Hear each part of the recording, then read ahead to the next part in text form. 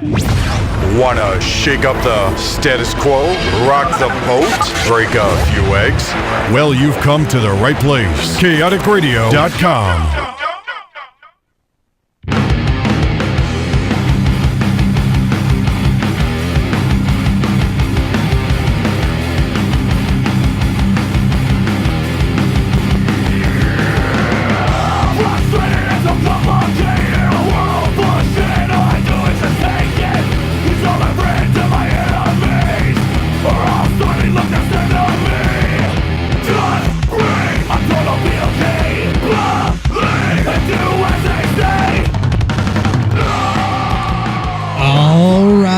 All right. We are back. It's 6 o'clock. It's Friday night. It's time to party. I'm your host, the 5-card star Jeff Maverick. With me, as always, my partner in crime, no fucks given, Cole Dawson. How you doing tonight, sir? I'm doing great. How about yourself? I'm pretty good. Last night was a pretty epic night for both of us, and got to bed a little later than I normally would, and today was a little rough, but I got rained out, so I didn't have to actually work. I just had to chauffeur my sister around Southern California. So. Hey, dude. Ain't nothing wrong with that. No, that's right. you know. You were gonna take her shoe shopping or some shit like that today, right? No, actually, she needed a new ring. No, she needed to get her hair did. That's right. But I also, since I was the minister for her wedding, there was we left the marriage certificate out. And my daughter got it and made a little scratch mark on it. And I also maybe flubbed up on the date a little bit. If there's any corrections, scratch marks, mistakes at all, they don't let it record and they send it out to the officiant to make sure everything's correct. And then you just have to sign the affidavit, send it back in, right? Well, this was 3 months ago, and since, we're dealing with the government agency, that's how long it took to finally get this affidavit in my hands. And since she needed to go to Orange County for her hair appointment, I said, hey, I'll take you, drop you off. I'll go there and deliver this so that you can get your marriage license and be officially married and do the official name change and all that good stuff that she needs to do, because she's been going crazy. She's like, I got to book flights, and promoters need to know whether they're flying Candace Dawson or Candace Gargano. So come on, guy. So is she going to be changing her ring name now? Or is she going to keep Lorraine? No, well, Lorraine is her actual shoot middle name. So, okay. Wow. So yeah, so that she's that is some middle name there. Yeah, so she actually goes by her real name, Candace LeRae, and yeah, and then I had to drop her off with the Young Bucks. I guess they were going somewhere tonight. I don't know. It's a mystery. Yeah. Damn that mystery. I'm sure I don't know. I heard that there's this weird vortex over Reseda tonight. Yeah, something like that. It's going to drop in random wrestlers. Yeah, dude. I'm kind of bummed that we don't get to be up there tonight. Yeah. PWG shows are really goddamn fun. Yeah, they're a lot of fun. I just wish they'd get a bigger venue so it wasn't so jam-packed. Yeah. It's like cramming sardines in a can, man. Oh, yeah. Which is kind of stupid, because if you ever open a can of sardines, they're really not that jam-packed in there. It's more like pickles in a jar is really what it is. I think it is. With $5 pitchers of beer. I took Luke to a PWG show a couple years back, man, and a lot of fun, but I'm literally up against the back wall, holding him on my shoulders until finally Jimbo, the camera guy, the one that just did the Bucks documentary, found a couple of seats for me, and we were able to go and sit down. Oh, that's cool. So yeah, that's all of us in the wrestling community helping each other out. So yeah, and I like going. If you think that was bad, we were there the night that Necro Butcher and already, but him and Super Dragon had a just hellacious Falls Count Anywhere. Like they literally requested that all the fans fold their chairs and put them against the wall to make room for the chaos that was about to ensue. So that's how that went. Well, I mean, like you heard my reaction as soon as you said Necro Butcher. I mean, I've been following his career for quite some time. I mean, the dude is freaking insane and has no knees anymore. Yeah. I mean, that poor bastard. But hey, he's a cult phenomenon, and people freaking love him. It was a fantastic match that night with Super Dragon. Unfortunately, I think Super Dragon got a concussion in the middle of the match when Neko Butcher was throwing punches in the corner. His knees buckled and he went to sleep a little bit for a second. Oh. Yeah, it was pretty awesome. But my favorite Necro Butcher match ever though was with Kikutaro, and they just did total it was the perfect blend of comedy hardcore wrestling. Like that sounds like it'd be a lot of fun. Yes, so good.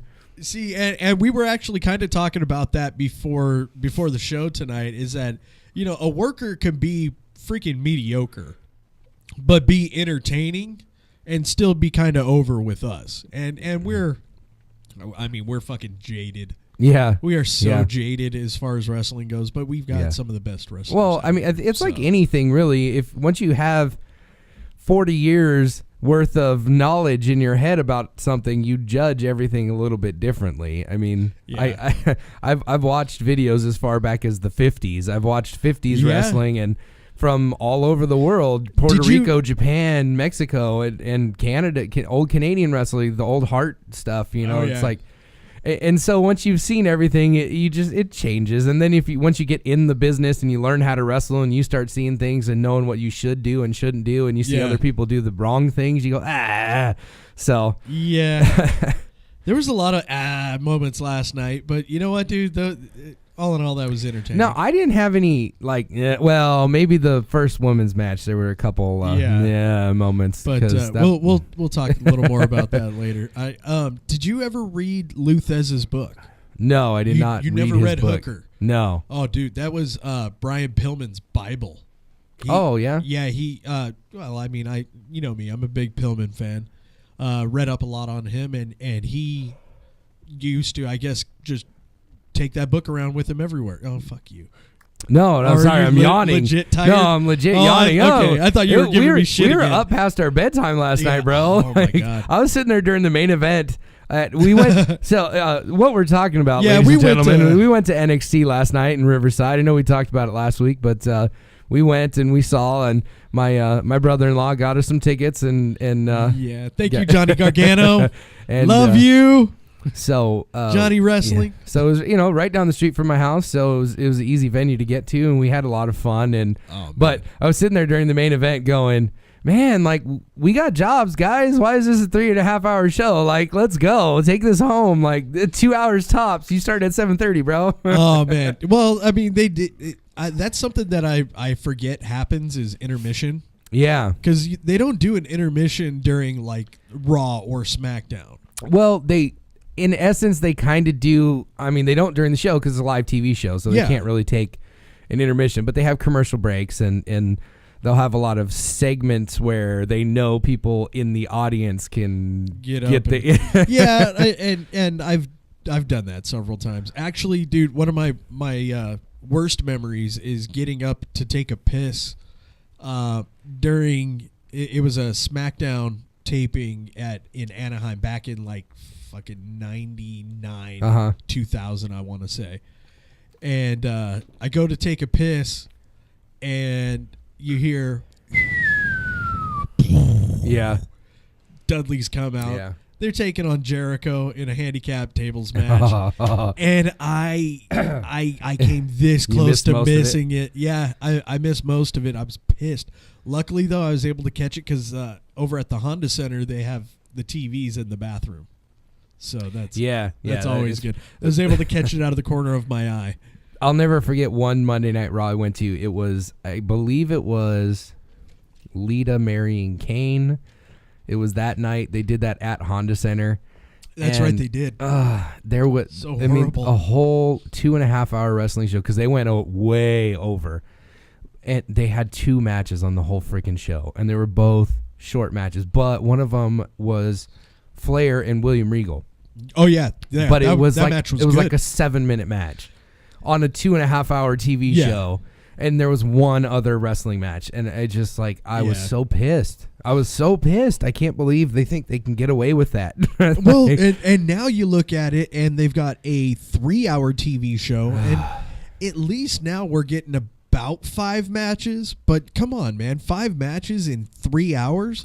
That's freaking ludicrous. Unless they're all hour long, 30-minute long matches. Yeah, what I have noticed a lot more recently, there's a lot more wrestling on the show, mostly because the roster is just bloated at this point. Yeah. But they are allowing for a lot more 15, 20-minute TV matches. It's not you're not getting so many 3-minute throwaway matches unless it is a jobber match and they're just trying to get someone over, which is fine, and I'm okay with that. Strowman's matches are going 2 minutes tops right now. Yeah, and you do that for the gimmick, but I mean they're not throwing mid-card guys out there going, you got 2 minutes in the ring, bell to bell, guys, go. Like they're letting guys go 15 minutes. So yeah, we're getting a fair amount of wrestling in now, and now with the cruiserweights, they're doing a lot more stuff with the cruiserweights.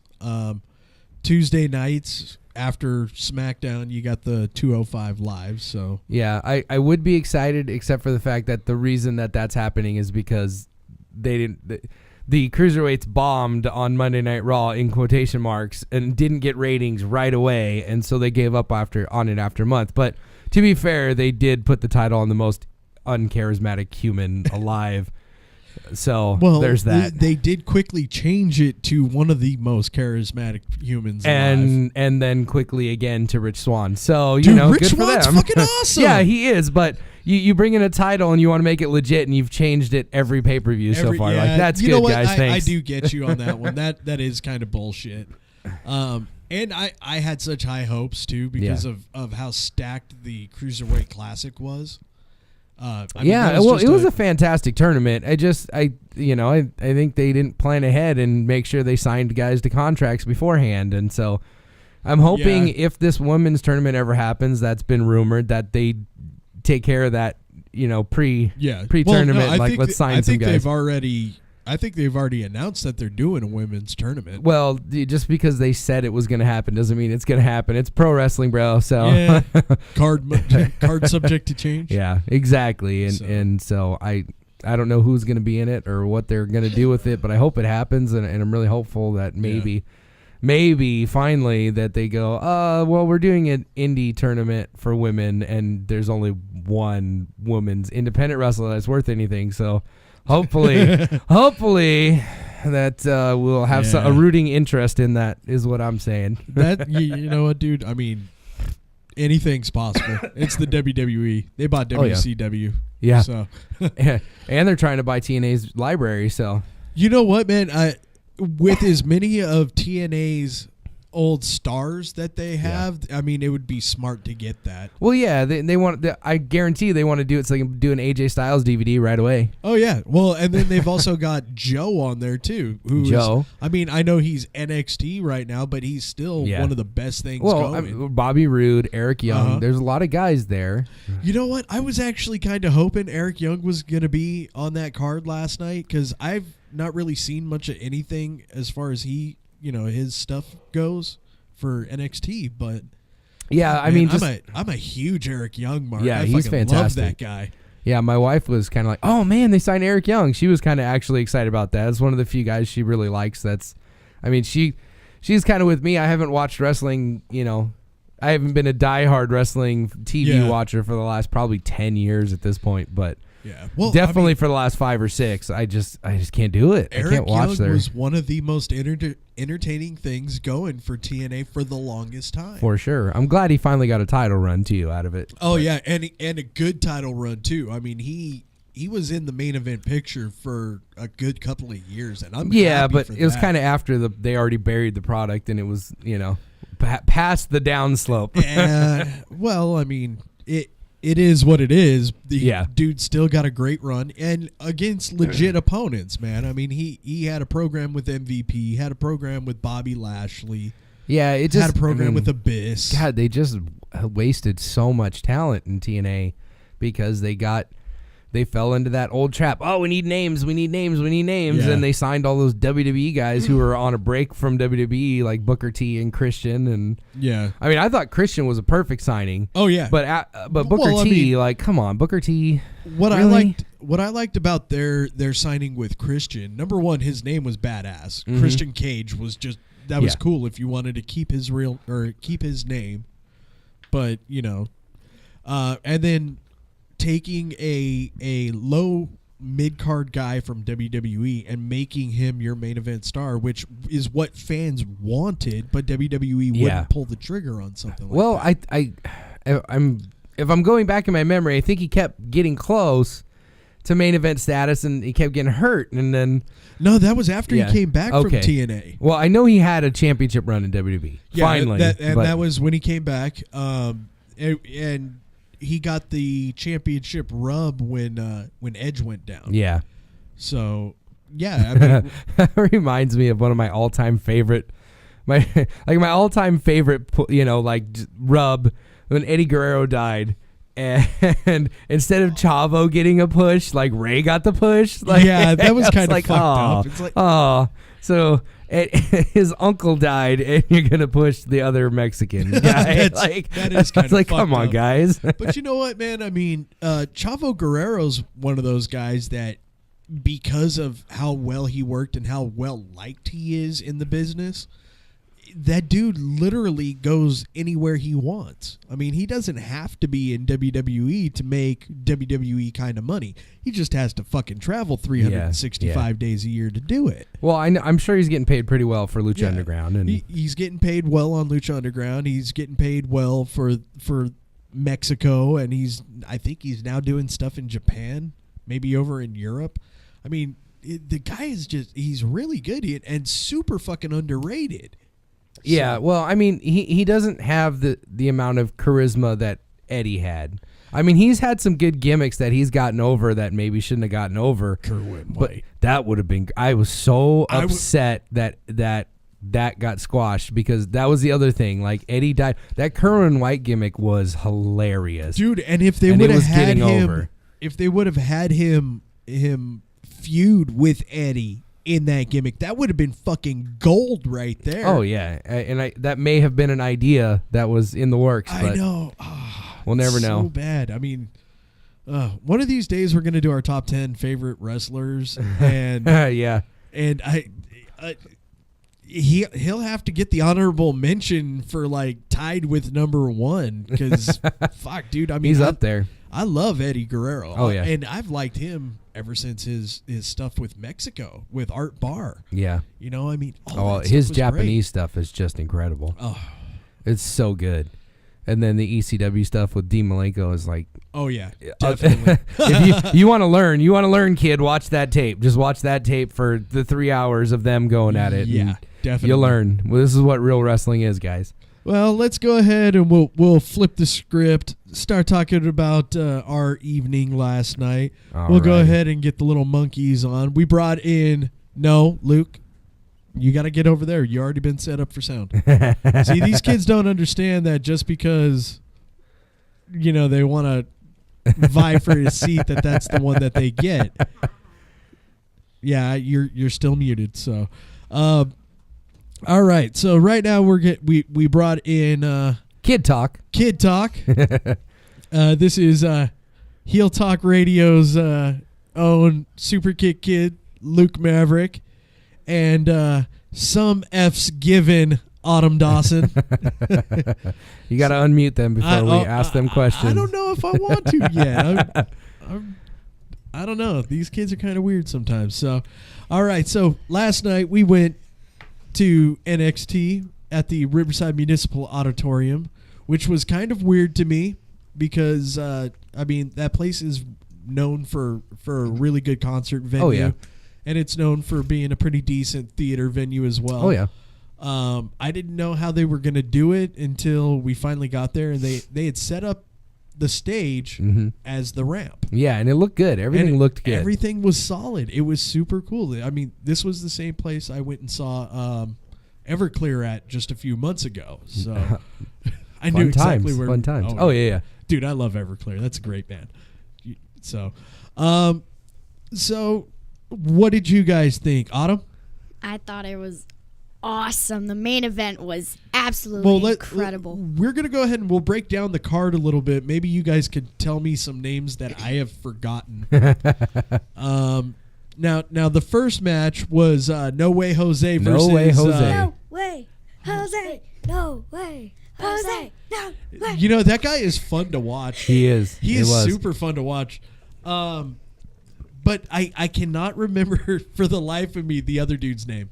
Well, no one else in the audience knew who he was either, as he got a "We don't know you" chant and "Who are you" chant. Yeah, I felt so. But bad he was for good. that He was guy. a good heel. He was a good bad guy. Yeah, He was like, and he was solid. He was a very solid worker.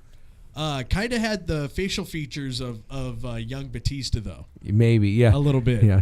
So, what'd you guys think about that match? Pretty good in my opinion. Pretty good in your opinion. Nice. Okay. But what did anything really stand out? Not really, other than when they did the flapjack onto the ropes. Yeah. Yeah, they did that twice. did, like yeah. Each guy did it. Well, yeah, because the bad guy in the match that we don't know who he is cheated early on in the match and did the hangman on the top rope, and then No Way Jose did it later to kind of get him back, and it was a really cool match. My favorite thing about the show last night was it wasn't like a spot monkey indie show. It really had an old school 70s 80s feel to it. The matches were real basic. They saved everything for the main event and the matches to come. Yeah. But the guys really worked the audience, and the audience was super man, appreciative and got into the show a lot. So Well, and most people, I mean, nobody outside of Riverside in the Inland Empire knows what the Riverside Municipal Auditorium is. Yeah. It's not big. It's not a big venue at all. It could maybe hold possibly 10,000 people. no, Not more even like that? two. Yeah. 2,000? Yeah, maybe. Yeah, smaller venue, definitely Yeah. smaller. Yeah, It's a super small venue, but that crowd was on fire for the most part. You know, there were times where there was a big lull in activity, but yeah, for the most part, they were good. It was a good crowd. It was fun watching that shit with your sister. yeah, with my sister doing her own commentary, Oh for my every God, match, it was because she funny. knows most of these people. She's worked with a lot of these people, And her husband so- is now. Yeah, and her husband is one half of the tag team champions. So Okay. Gargano. So then we got the second match. That was the chicks match. Yeah. That Yeah, was Liv Morgan. Yeah, Liv And Morgan, Alyssa. or as I like to call her, Midget Carmella. yeah, she's not great. Not great. That match was actually horrible. I mean, I wouldn't go as far as horrible, because Alyssa was very good. I thought she was good. I was very impressed with her.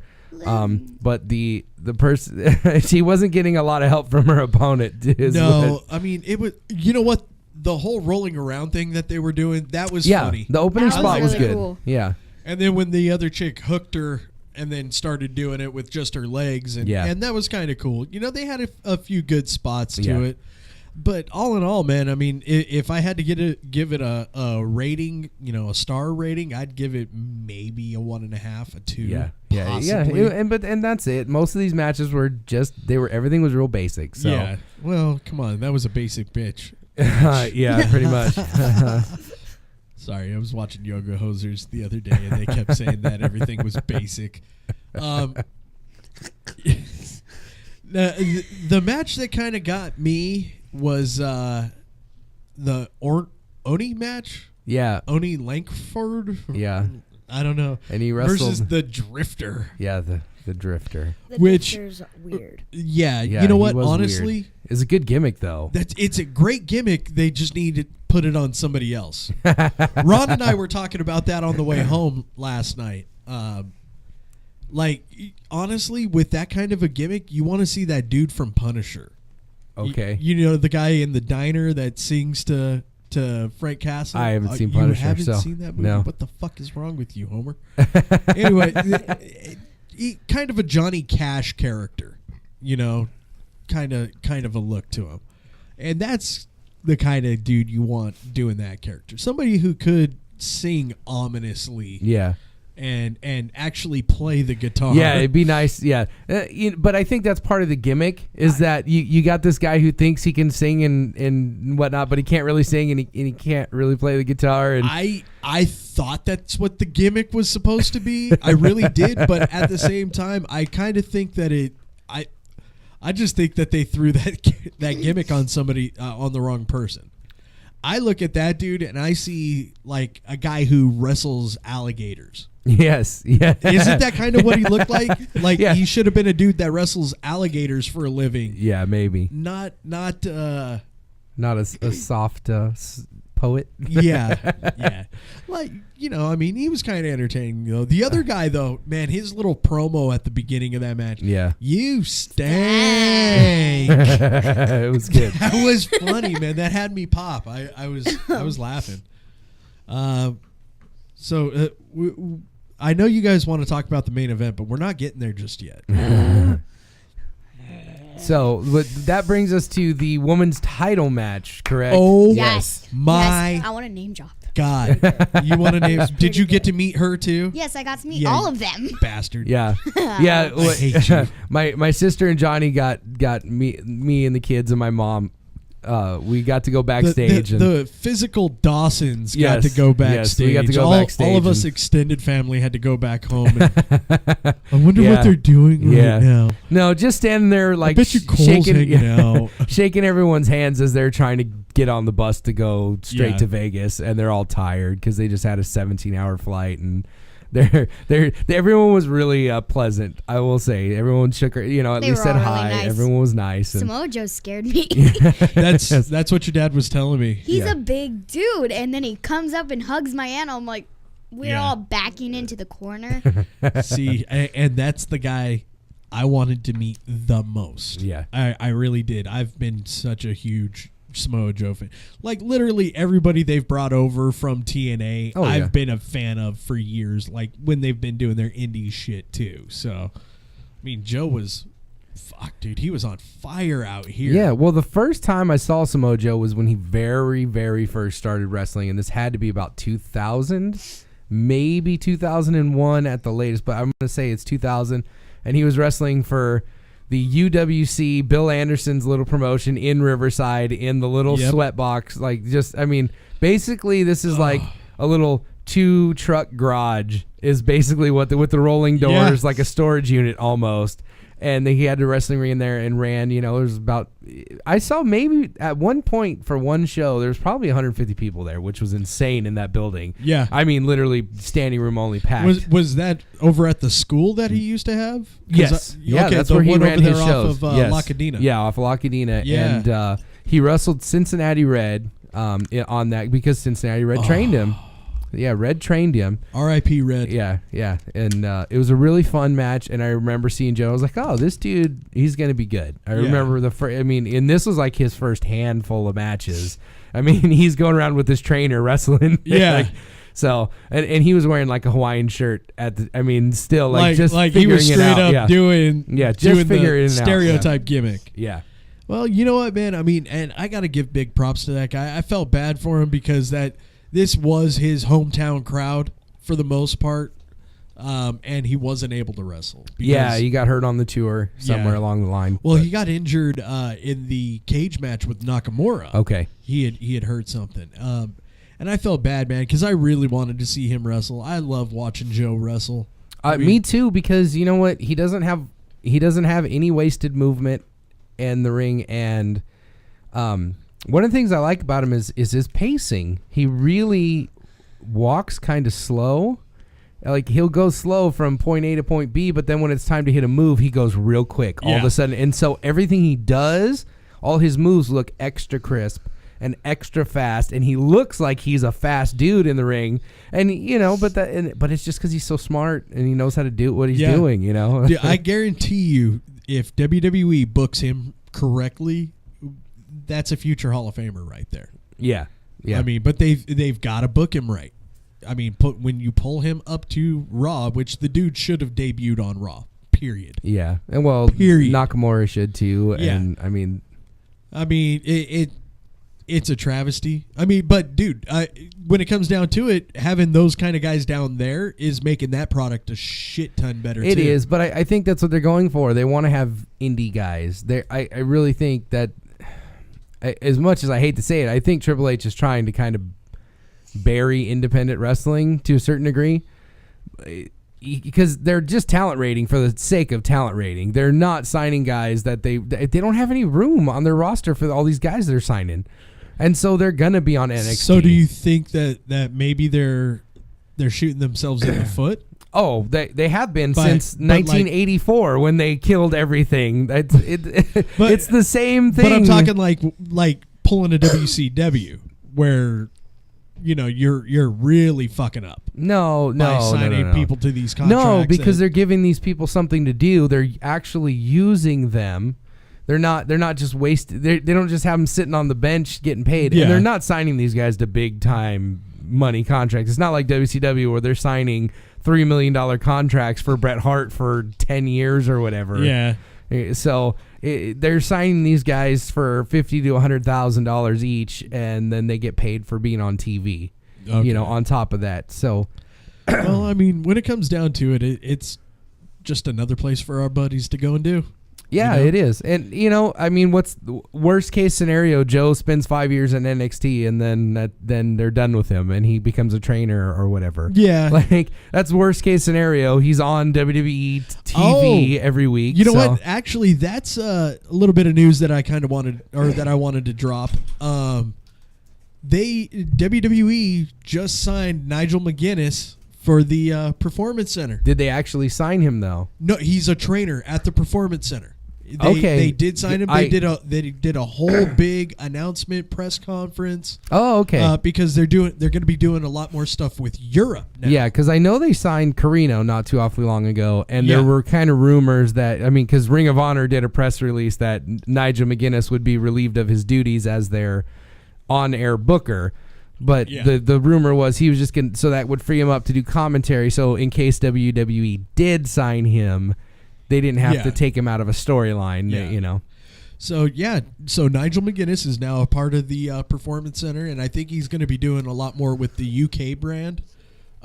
They dropped a UK world title for WWE now. Okay. So I think, if I'm not mistaken, WWE's got like their own little brand going on out in the UK as well. I wouldn't doubt it. I just it's the monopoly. Vince wants a complete total monopoly so that there's no other wrestling you can go watch, which really, in my opinion, hurts his product more than anything. Well, yeah. I mean, those few years where we had no viable second option. Yeah. We had no Ring of Honor. We had no TNA. No TNA. When it was literally just WWE, that shit got boring. And it got really especially boring. Since he had no competition, so he didn't have to have a good product. And he really didn't for a few years. It was pretty bad. Yeah. I mean at least now they're trying. SmackDown's been pretty good. Yeah. Raw's been pretty okay. Still think they need to drop it back down to 2 hours or utilize the time a lot better. Even if they get good use of their time, 3 hours is just too freaking long every week. Yeah. Especially since, but it's not just that. Okay, let's just say you're not watching a brand, okay? You got 3 hours of Raw on Monday night plus the overrun. You got 2 hours of SmackDown plus, do they do an overrun on SmackDown now? I really haven't even watched. Do they go past their 2 hours? Sometimes they do. Okay, yeah, so you'll have the overrun on that. Then they want you to tune in and watch 205. Then they want you to watch NXT. And then you got what is it? Superstars. You got Main Event. Yeah, I don't need WWE 7 days a week, guys. I really, really don't. Oh, and then coming up, I think it's next week, USA Network's got WWE Christmas Week. So there will be something WWE on 7 days a week next week on USA Network. Oh, well. Oh, well. So back to the women's title match from NXT. No, it's okay. No, sorry. This is how our show goes, bro. Yeah, I know. This is two friends having a conversation, and if we stay on topic, that's fine. And that match was phenomenal. It was a really good match. Ember Moon, I haven't seen much of her. I really do need to jump hardcore onto the NXT train. I really do, because they've got a lot of really good talent on that show. Pretty much the only thing I ever watch now is if there's a good tag team match on. Yeah. Well, I watch the takeovers. The NXT takeovers are really good shows. I mean, just flat out, they're really good shows. But they're not 3.5 hours. They're 2:20, 2.5 tops. Yeah, and then their weekly product is an hour. Yes, which is good. Yeah, it's fantastic. but with Ember Moon, what I have seen of her, I've really liked. I pop freaking huge for her finisher. It's a jump spinning stunner from the top rope. Oh, okay. I mean, it That's cool. looks freaking cool. And then she took on Asuka, which is just Osaka. that. Asuka. Sorry. I was actually reading her name in my mind. Yeah. And there's a U in there, which is weird to me. It's because she's from. Japan. Yeah, I know. I get it. I will fight you. You and I will have a match where you go through a plate glass window, barbershop style. Oh my god. This kid can't. Here. There you go. That one's already open. So Wow, super Little kick boy kid is can't weak. open his waddle. Man. fighting words. Shut up, Autumn. All right, Oh. so Autumn, what did you think of the women's match, the title match? I liked it a lot. Why? Awesomeness. Luke, break down why you like the women's title match. I like the women's title match just because it's an all-around good match, and I really like Asuka's finisher. The chicken wing, man. Bob Backlund really came up with something great when he threw that down. You know what, man? Asuka's her style, man. It's just so damn fluid, and she hits hard. Yes, I didn't realize how hard she was actually hitting them girls until I saw it live and in person. Yes. Like that Japanese strong style, that hard hitting Japanese style really does play well. Especially going up against Ember Moon, because that chick is kind of beefy. You know? yeah, she's thick. She's a thick chick, and she's good. Your sister couldn't stop fucking talking about how great she is. Are you getting JB messages over there? No. I got tagged in a post that said Donald Trump's sons to repeat every grade for 2 weeks to prove they can run a hotel. So Straight up some Billy Madison. Good times, huh? yes. Good times. But yeah, man, your sister couldn't stop going on and on and on and on and on and on and on about her. Well, yeah, that's my and her and Ron. It was so funny because Ron, all about Asuka. Yeah. All about Asuka. Yeah. And then your sister, and they're both. Like, no, right that's here my in girl. front- That's my girl. my girl. Yeah, No, that's yeah. my girl. Oh, it was so funny. Well, what Candace was a little extra happy last night because she's a train wreck when she has to watch her husband wrestle, especially since she surprised him. He didn't know she was coming out to Riverside and dude, see and him the at way show. she And so- did that was freaking funny. Yeah. She took a picture of herself before she left Florida, and while she was in the air, sent it to him. Yeah. Just to prove she was still in Florida. Yeah, at home in bed. Yeah. It was great. Yeah, she made up a migraine. It was amazing. She's a worker all the way. Oh, dude, I love your sister. She was so fun to hang out But yeah, with. so she had to last take the edge off, so she was a little extra happy during the show. night. Oh, dude, we had a drink together. It was my first one with your sister. I was very happy about that. Yeah, it was good And I times. got to hang out with your mom, who is just as big, if not bigger, of a Ducks fan than I am. Yes, which was she is. awesome. I walk in the house and I get bombarded with love from your wife and your mom because I'm wearing my Timu Solani jersey. Yep. All right. We're going to pick this conversation back up here in a couple of minutes. We're going to pay a few bills. Yeah, baby. Intermission time. Yeah, here's our first intermission.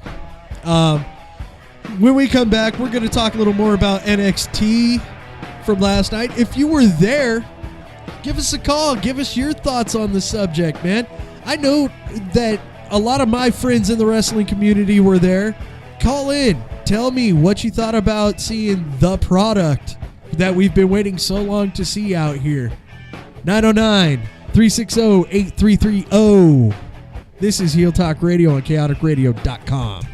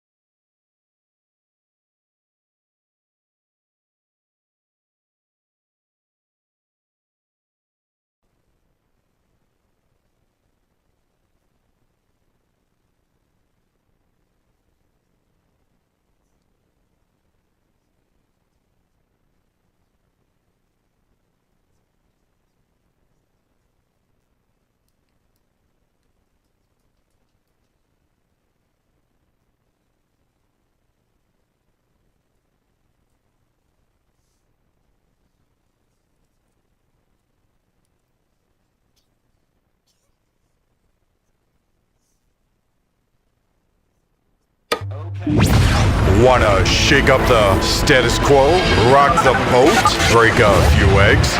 Well, you've come to the right place. KaoticRadio.com.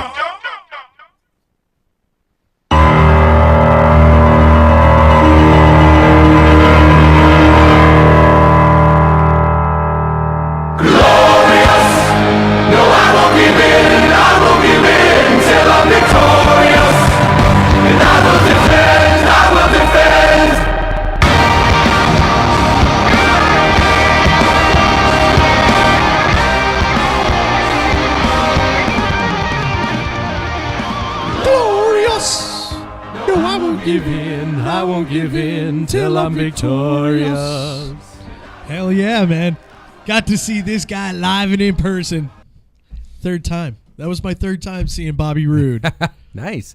I'm sure I saw him because we went to a TNA show years ago. They had a pay-per-view down in Irvine. Oh, so you went to Bound for Glory as well. All right. Yeah, because my sister, Chris Sabin, got us tickets. Okay. That was one of her friends from back in the good old days. That was actually the first time I had ever met GQ Money, who I got to hang out with a little bit yesterday. Yeah, he was our escort to the back last night. Oh, was he? Yeah, Smiley, man. I fucking love that guy, dude. He's such a nice dude. I went down. I met him over at the hotel yesterday and hung out and talked to him for a little bit. Oh, that's cool. Yeah, man, just connecting with old buds. Yeah. But that was the first time I had ever met him was at that Bound for Glory show. Cool. And if I remember correctly, it was Beer Money. Probably. I think. Probably. I don't remember much from that show. I think AJ wrestled Sting. Was AJ about wrestled the only Sting. thing. And Scott Steiner was on the show Mick in some Foley way. versus Abyss Yes. in the hardcore match. I do remember that one. Yeah, it was really not a great show, but they had the Ultimate X match before the show. Nice. Yeah, that was like their. I actually went to that show with Paul London. Like we okay. Yeah, we went with Paul and he had like his little hoodie on to try to not get recognized and just sit in general admission with it was pretty funny. Well, shit, dude, at that same show I saw the dude from Joe Millionaire. Okay. You remember that show? Yes. The one where the guy pretended to be a millionaire but he wasn't really? Yeah. He was there with a bunch of Ron Bass. Bass's dudes. Yeah, Bassman. because he went and refereed for UPW for a while. He went and wrestled for. Yeah, he was tried. a wrestler before that. He was in training. Yeah, but it was him. It was Bass or Bassman. Yeah, little black. Yeah, dude. Rick Bassman. Yeah, Rick Bassman. I always get his name mixed with Ron Bass. Yeah, which is not the same person at all. Not the same person at all. And he got pissed off when I called him that on accident. I'm like, Ron Bass. Rick Bassman. He's like, I'm not a big ass white dude from the 60s. I'm like, oh yeah. No, he was a much more better human. Yeah. So it was him, and then the Ballards were there, which I like those guys. They're cool people. Oh yeah. And several of PWG guys that were down there in that area. I mean, hey, it is. Yeah, the Ballard brothers way back when they were right close to signing a deal with ECW right before it went out of business, and I remember Chris Daniels signed a contract with WCW right before it went out of business, and those guys that would have had opportunities to maybe get be on the big time, and they did with TNA. They got Chris Daniels got a chance. AJ was working for WCW when they went under. Yeah, he did. So there was They were kind of trying to save. They were trying to salvage, and they were signing up a lot of guys because they knew they needed a new batch of talent because everybody was jumping ship. Well, everyone was jumping ship, but they also, the guy, all the big contracts on top. They were kind of those heads were rolling, and they were getting rid of them. And okay, so back to NXT. I'll tell you what, the guy that surprised me the most, I'd never heard of him. Okay, Patrick Daniels? The guy that was playing the Prince gimmick. Yeah. Oh, man, what was his name? I know that your sister freaking loved him. Oh, yeah, it was a cool gimmick. Great gimmick. The dude basically he was a jacked up Prince. People chanting Purple Rain to him. and he was taking on that freaking Italian dude, Patrick Clark. Patrick Clark. I gotta remember that guy because once he gets pulled up, man, they could do some amazing things with that guy. He was really freaking good. Well, I mean, the gimmick was really good. I wasn't overly impressed with the match, but then again, it was a super basic match, and they didn't do a whole hell of a lot. His super kick looked incredible. It was amazing. Absolutely incredible. Got really good extension on it. And the match was and which match? Because he had 2 matches. Sort so it was of, a cool gimmick they did. I've got you muted still. Yeah, Nobody's stop hearing talking. you. What was that, kid? And he won the second match with 1 move. Yeah, fantastic. Yeah. Okay, the first match. What was the guy's name from the first match? I forgot his name, but I kept on yelling Master's Lock. Oh, yeah. You know what? He did kind of look like a thinner Chris Masters. Chris Masters. Yes. Dude, okay, wait, real quick. Funny Chris Masters stories. We went to a house show in San Bernardino. It was at the college at San Bernardino. And it was, I can't remember who Chris Masters was wrestling, but he's walking down to the ring to basically dead silence. And we had this like inside joke going around our house where people would be like, I love Chris Masters. And like, so my brother was there and like, it was really quiet and he was like maybe 5 rows in and he just at the top of his lungs, I love Chris Masters. Like, and he heard it and he like tried not to break character. Like he was laughing. That's funny. It was so good. What the hell is that guy's name? The Italian dude. I can't for the life of me remember his name. Yeah, Tony something. Yeah, something of that nature. Yeah. I think he was the dude that just won the shitty version of Tough Enough. Okay. Yeah. I mean, he was all right. I liked the dude. He's got a good look, obviously. Yeah. I'm sure the women there appreciated him. Oh, definitely. Guy's got like fucking 8-pack. Yeah, he had a serious 8-pack. In fact, he countered them in the ring on one when he was he was like flexing his titties and then counting his Clark 8-pack. comes up and starts fucking making fun of him with it too, man. But he had a nice 6-pack too. Yeah, he was in shape. And then he ends up winning that match. Then Wesley Blake of Blake and Murphy fame comes out, looking like a cheap knockoff of Brian Kendrick. Mm-hmm. And the crowd let him know too. They kept chanting Brian Kendrick at him, which was funny. And then as he hell. cut like a 4.5-minute promo, and then had a 30-second match. He called everybody in Riverside garbage or trash. And Garbage, me and Autumn trash. called him Living Barbies. We call them the living Barbie. The living Barbie. Got it. I will remember that for next time. Okay. But yeah, then he had like a 30-second match where he Loses. promptly got kicked in the fucking face. Yeah, and went to sleep. Yeah. Which, damn, dude, you're right. You know, going back over that super kick in my mind, that was it was a brutal. great looking super kick, and it made connection too. Oh yeah, you saw that one was dude's all in face. his throat. Yeah, he ate that super kick. Yeah, he was like, oh, better make it look good. The Young Bucks would be proud. Yeah, definitely. I miss those guys too. We saw them before. Yes, we got did. here. Before we got here. I know. I love those guys. They Autumn's love like- Luke. Yeah, I was like, I just hugged those guys, man. Yeah. Well, And then I met Shinsuke Nakamura last night, guys. Yeah. Keep talking so I can get into that. no, you don't get to get into that. As soon as you start getting into that, that's when your mic gets muted. That's okay. I'll finish the story. Yeah, he I was will. so happy. So, anywho, no, I can't do that. to Oh, you you. muted the co-host, guys. That is brutal. I understand the kids, but come on. No. But yeah, that match was great. It was a lot of fun. Then it was the Biff Bus. Sorry, Oni, whatever his last name is. Lankerford. Yeah. And the Drifter. Yeah. We already talked about that match. We're Drifted good. to sleep. Yeah. The Anywho. Drifter is just weird. So we then, had, then we get to the match that we were all pretty much there for. Oh, for sure. DIY versus the Revival? DIY versus the Revival. I did enjoy Johnny's promo talking about the taking a page out of the Mick Foley playbook. He's like, I'm really excited to be in Riverside tonight, guys, because My wife is from Riverside, California. Hey, cheap pop, like loudest, literally, like one of the top 3 pops of the night. Just Johnny Gargano saying his wife was from Riverside. Quick aside, on Twitter, I started to tell you about this before the show. Okay. He had posted my wife at Candice LeRae, cheap pop for her Twitter. Yeah. Is from Riverside, so I guess Riverside would be my hometown in-law. Yes. Which was funny. I popped for that. Made me laugh. Yeah, but he put that in his promo. It was good times. Yeah. Dude, I mean, I gotta say, that match, to me, was match of the night. Not taking anything away from the main event. Main event was freaking amazing. But on just straight up wrestling, that match, the Revival versus DIY, to me was match of the night. It was so much fun to watch. It was my It was, yeah, match. really good. I almost had a couple heart attacks because I thought like, he's not gonna kick out. He's not gonna. Oh god. I know My it's sister. yeah. My favorite thing is watching my kids watch their uncle wrestle. I was watching them throughout the match. That and watching your sister was just, that was the most entertaining part. Yes. Was them.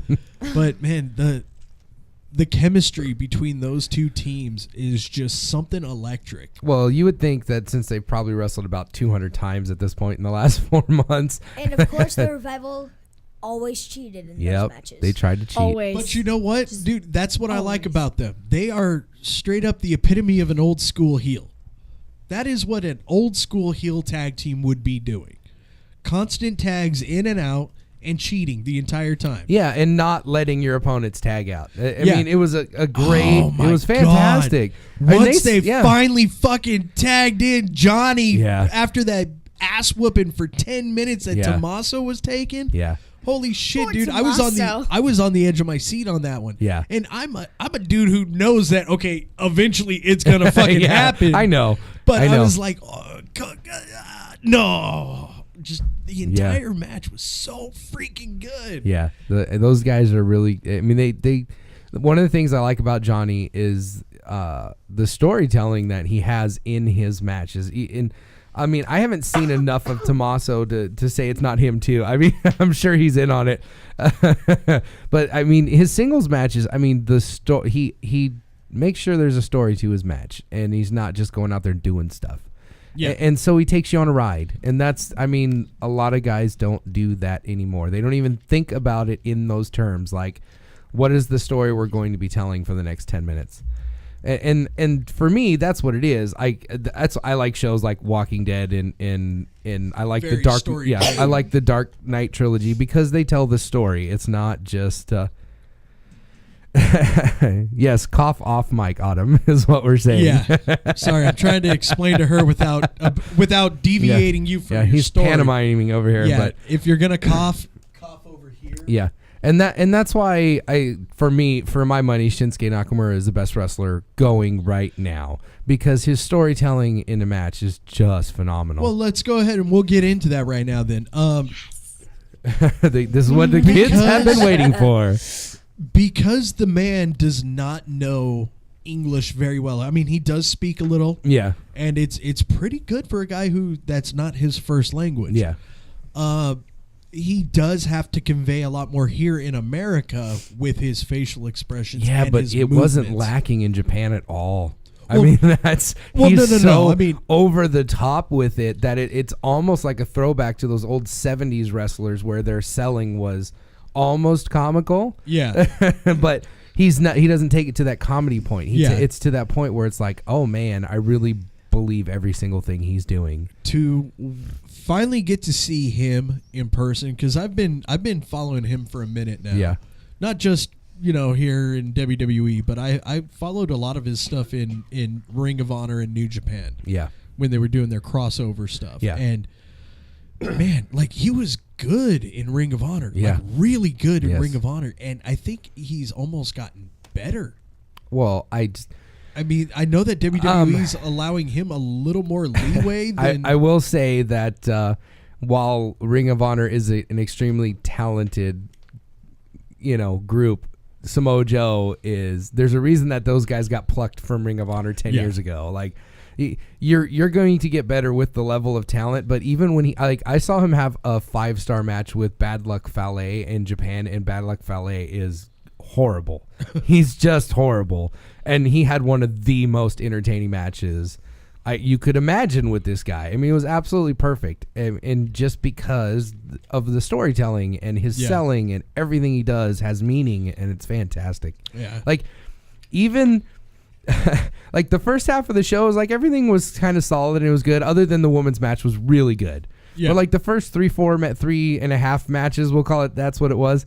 And then we had like that jabroni match in between the world tag titles and the main event, where the level of talent when, Asuka comes into the ring and when DIY comes in the ring, and then again when Nakamura came in, like the level of talent just keeps the notching up. Yeah. And you could see the big gap between like Asuka and the other 3 matches. You stop. You stop.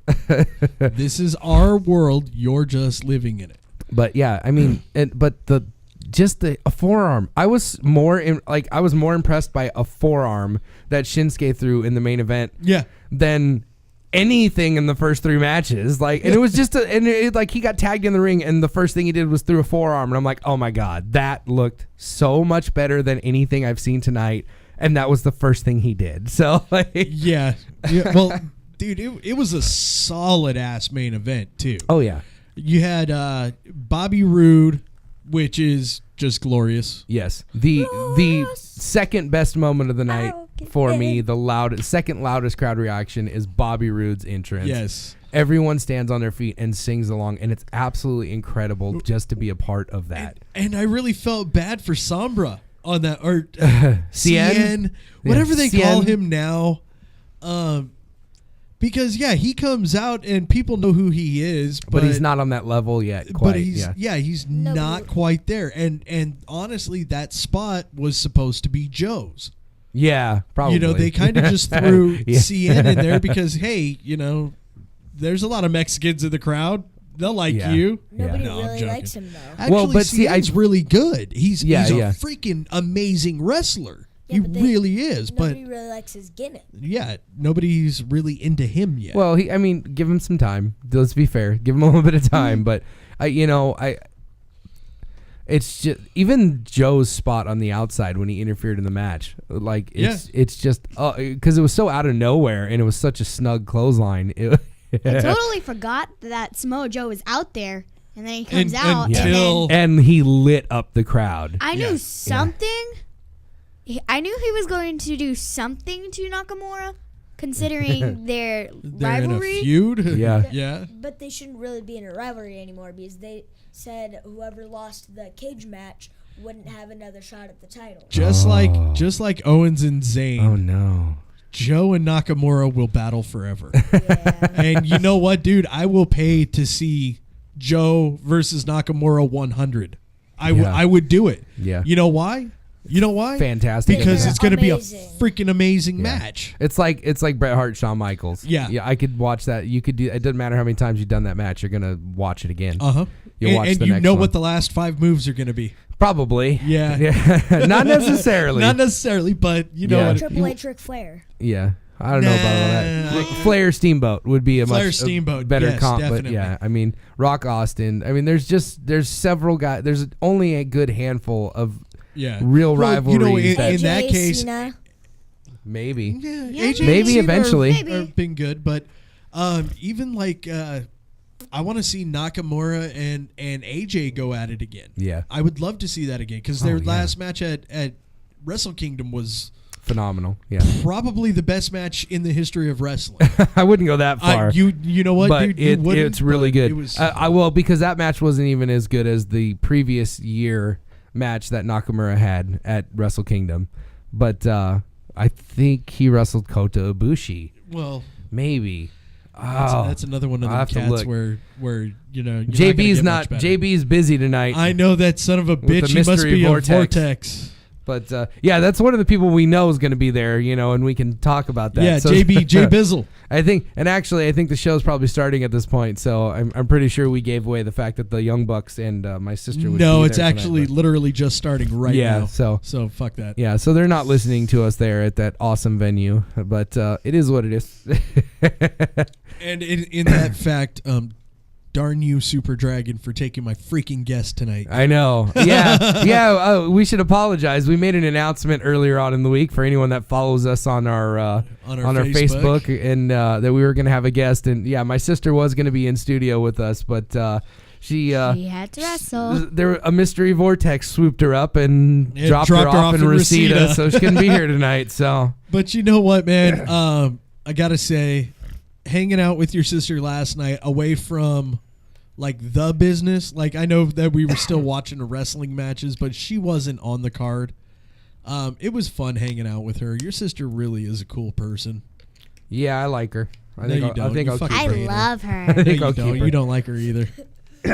In fact, I hear that Violet's her favorite. So No, I think Victoria sorry, it's the baby. is. Yeah, it's totally Victoria. It's the baby. It's always the baby. Like Luke used to be the favorite for a long time, and then Adam came around, and Adam's my nephew. Yes, it was Kota Ibushi and Okay. Shinsuke Nakamura Adam will never be at as Wrestle good as Kingdom See, 9. I honestly, One was of the best not matches I've ever watching- seen. I was not watching Japan at the time. I actually didn't start watching Japan until like AJ jumped over. Yeah, And go I back. watched- Well, AJ was on that card as well. Well, and then But, I did watch some stuff with. I watched a lot of the Bullet Club stuff, but not much of anything other than that because Yeah. I would search Bullet Club on YouTube. It's not like I could flip on my TV and watch New Japan. Well, you can now. Yeah. They're on TV now, which is great. Freaking But 3:00 in the morning. no, What they're time on are it. they They're on Friday nights at 6. Okay, setting that to DVR. Yeah, now. on Access, I think is the station. Totally Yeah. gonna start setting that to Oh DVR. yeah, it's on my DVR. I My- watched it. Our family's up getting until- tired of how much wrestling records throughout. I know, because but- I've got all of the WWE set to record. My grandma hates having the Mexican wrestling on. Oh Lucha yeah, Underground? dude, Lucha Yeah. Well, I've got Lucha Underground set to record, but I also have CMLL because Yeah, it comes 'cause on it's on awesome. the Mexican station. Yeah, it's so good. CMLL is awesome. It if really you want to is. steal some stuff, if you're looking for new moves, watch CMLL, and you'll have some stuff. I stole plenty of spots from CMLL in my day. I mean, who wouldn't, man? They've got some entertaining looking, cheap pop shit. So, but my problem with Mexican wrestling, watching it though, is that it looks really fucking fake. I don't have. CMLL is different. Like when I watch AAA, I go like, "This is the dumbest shit I've ever seen in my life." But when I watch CMLL, it's like anything. Like I watch wrestling now for the athleticism and the performance, and I don't look at it like a fight anymore. I watch it as a performance, and I watch the know. performance to see what's going on. I miss and it being real. You kids are lucky. You still look at it and think that Nope, I know all That's the because spots we're I got innocent. super kicked. you're innocent. You're We're not innocent little sweet kids. Oh, shut up! Love you, You're a Dad. douchebag. Yeah. Yep, muted Autumn. That's right. I did Get just wrecked, call my Autumn. daughter Sorry, a man. We douchebag. don't do sugar and spice and everything nice right here, son. Right here, we get down and dirty. Okay, I learned my lesson. Lesson. You learned your messing. All right, quit messing around. So I'm looking forward to Wrestle Kingdom 11 since we're talking about Japanese wrestling. Okay. The main event is Kazuchika Okada versus Kenny Omega for the title. So like I'm already sold on the pay-per-view. Okay. But also Who are for the Young Bucks fighting? for the Intercontinental Championship, Naito is wrestling Tanahashi, which will be fantastic. I like Tanahashi. One of my favorite guys ever, the stiffest dick I've ever seen in my life. Shibata is wrestling Hiroki Goto. So like this looks like a fantastic card. I knew like 3 of those names. I'm gonna check it out. Check anyway. out Shibata. Okay. Seriously, check out Shibata. He is I the love Ciabatta with stiffest guy. some chicken Yeah, on it, yeah, a little exactly, bit of yeah. prosciutto. Ciabatta. But yeah, That's funny. but they are having a Ring of Honor title match on Wrestle Kingdom this year. Adam Cole defending against Kyle O'Reilly. So which Let 'em is go, gonna be baby. great. And Luke loves the Adam Young Cole. Bucks are wrestling for the 1,000th time Rocky Romero and Beretta. So. Oh, But- Rampungi Vice. Yeah, because he's got a new tag team partner every year, so it just keeps the feud alive. And for my money, Rocky Romero is maybe the best single tag team wrestler in the world. Him and Beretta have been tagging for a while. Yeah, they have, but I mean, he was tagging with. He's had 2 different tag team partners over the last 3 years. Beretta? Or No, Romero? Rocky Romero. They keep Beretta's been his partner for a while now. Yeah. But he was tagging with Alex Kozlov. Yeah. Was the first one, and then well, he was with Ricky Reyes too. Well, that was years ago. He hasn't been tagging with Reyes for a long time, but that's my favorite tag team I've ever seen live. Like they're Reyes is so on good. Lucha Underground, right? Yes, I do. And they're bringing him back under a hood next season. Sweet. Yeah, be nice to see. He's him. one of my favorite wrestlers. I do love Ricky Reyes, man. I mean, semi-local dude. So yes. So yeah, but yeah, man, that sounds like a really good card.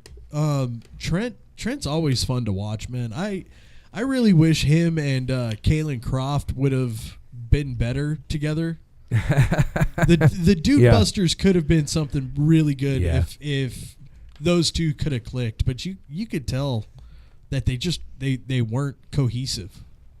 Even though they had been tagging for a minute too. Yeah, it just a lot of that has to do with the lack of push that they get from WWE. I mean, WWE has squandered so much talent that it's just insane to think that they can manage to be successful at this point. But they are. I mean, they sign everybody. So even if you waste half the guys, like the other half, some of them are going to hit. I don't know. For my money, I'm gonna get a little bit of shit from this, but you'll understand why, because you like this guy too. I'm more team best friends than I am Roppongi Vice. Best friends. Because Chuck Taylor is fantastic. The shit. Absolutely fantastic. I love the guy. One of the best comedic wrestlers out there. He was one of the guys who really helped get my sister over at PWG. Like, she had a couple of matches. She had the really good match with Human Tornado, which was the first one. And I mean, I just thank you, Human Tornado, for going out of your way to get her on those shows and helping her get her first match. Yeah. And then, TJ Perkins, too, went out of his way to make sure she had a phenomenal match on PWG with him. And then she kind of wasn't doing much. She had a couple of chick matches. She wrestled Christina Von Airy, I think, at one. And then, oh, man, I don't know. Goulet. What's her name? Lufisto. Yeah, Lufisto. Yeah.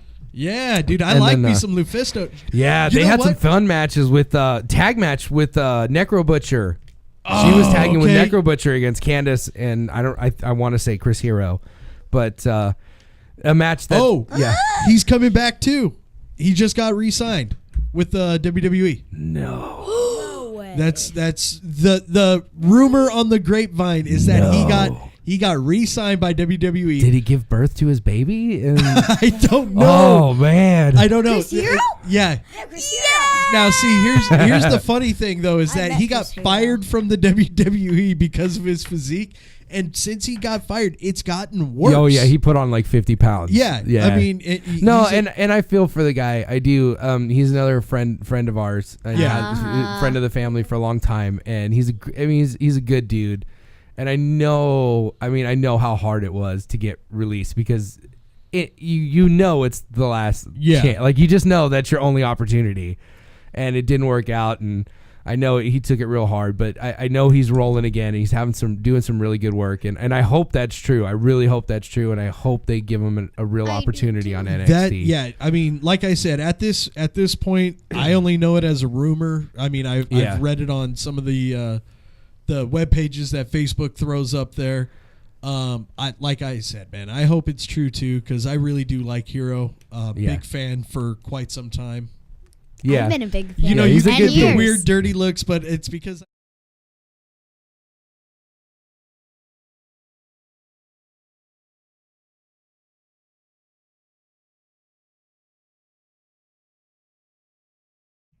training kids in my backyard, and he would come around for PWG because a lot of the guys would stay at my house. Him and Claudio and Eddie Kingston all stayed at my house, and so I'm running classes, and him and Eddie came out and they got in the ring with my students, and they were helping us out and just giving their time, and really made these kids' day, made my day. Really, I got to roll around with Chris Hero and Eddie Kingston for a while, and it was just fantastic. And then Claudio getting up there and doing dives because we had one of the greatest days of my life. The Poly High School was throwing out their old high jump mat. They must have bought a new one. Like the cover was just coming off, and Johnny Starr tells me, bro, that crash mat is sitting out there. And I drove my truck up there. We drove up, threw it in the back of my truck, and drove off. And it was in my backyard.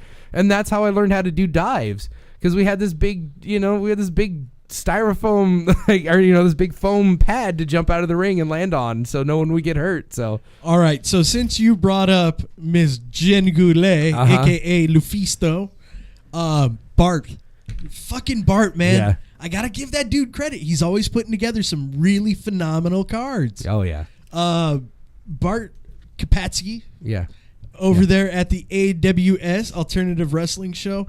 They've got the Sabotage Show. Hey ladies, coming up. Nice. It is May 27th, 2017. So you got a few months here, but it's all women's tournament. Nice. And you know what? That's one of the all women's tournament. It's really something that Bart, I don't want to say he started it just for my sister, but since he had my sister and she was there, it was like he had the option to do it now. He had something worth booking, and I think she won like the first 2 all women's tournaments and was the champion for quite a while there, and it really put her on the map in Southern California, if for nothing else, and it kind of opened the door for her to be able to do PWG. Yeah. And some of the matches she had there really started getting her notoriety, and then from there she fed right into PWG. So yeah, Bart is a huge part of what of helping my sister get to where she is today. So I have nothing but love and respect for Bart. Well, I dig Bart, man. I've been going to his shows ever since he was doing them over at Frank and Sons, and he always tends to put on a great show. On this particular card, because and you know, I know you're not too big into women's wrestling, but no, I have no problem with women's wrestling. But when you've got some of the talent that he's got on this one, he's got Ruby Reyes coming in. He's got Shotzi Blackheart, who's one of the graduates from Stoner University with the Stoner Brothers. Nice. Which I like those guys. They're unsafe as fuck, but I love them. He's got Solo Darling, who she's a freaking Foxy cosplayer chick, nice, which is always cool to me.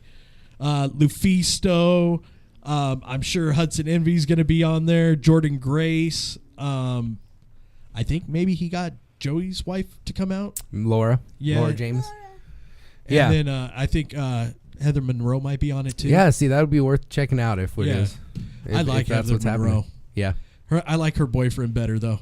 Okay. Douglas James, dude. Yeah. Dougie James is so good. Mm-hmm. I can't wait until he gets called up. So yeah. But yeah, I guess it's going to be a really good year for independent wrestling. I can definitely tell you that.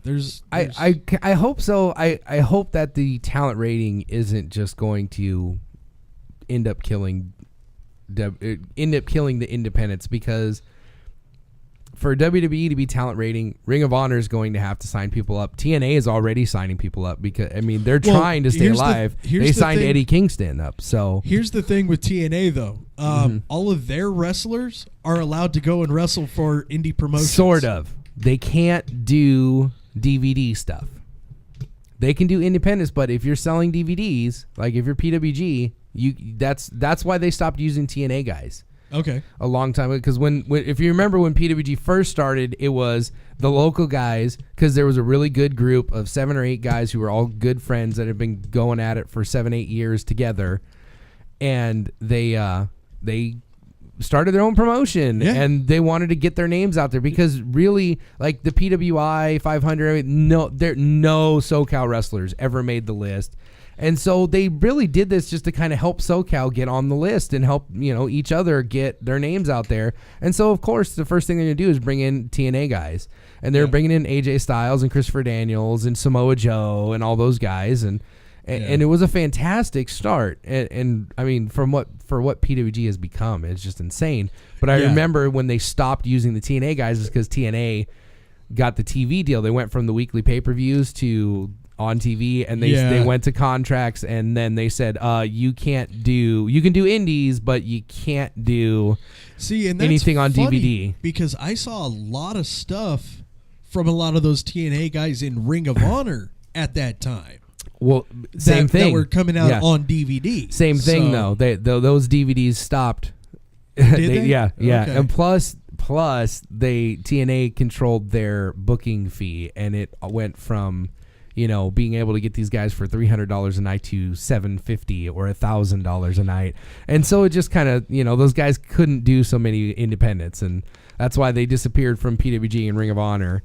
Yeah. But, well, there's a lot of talent out there. I mean, shit, dude. I think it's the same deal for Ring of Honor. Ring of Honor's got contracts, so I mean, if you're trying to be a big time promotion, you got to have it. So I hope that talent just keeps popping up, and in places like PWG will be able to keep going. Well, and I can guarantee you it is, man, because there's always going to be a need for something other than the WWE. WWE is not going to be able to completely kill off the indies. There's always going to be some indie promotion out there.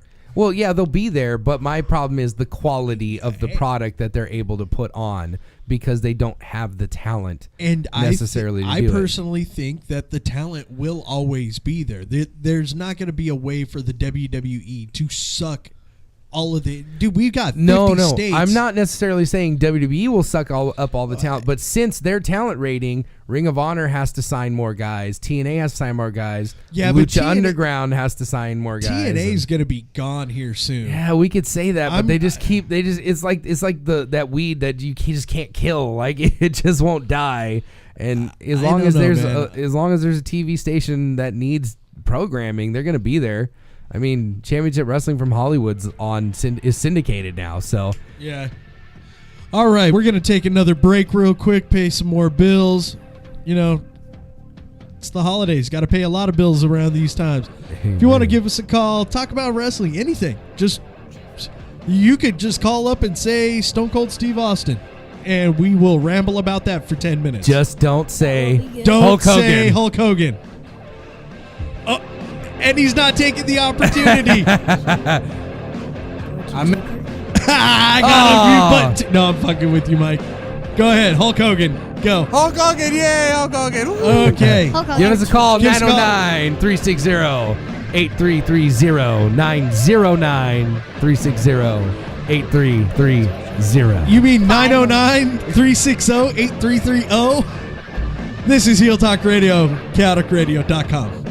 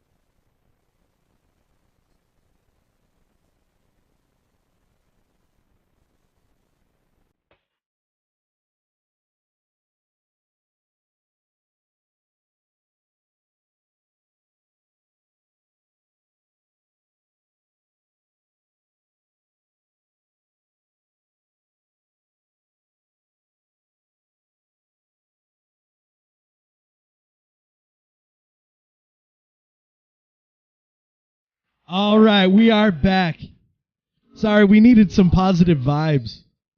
And that song right there always makes me want to hug. Oh, sorry about that. My bad.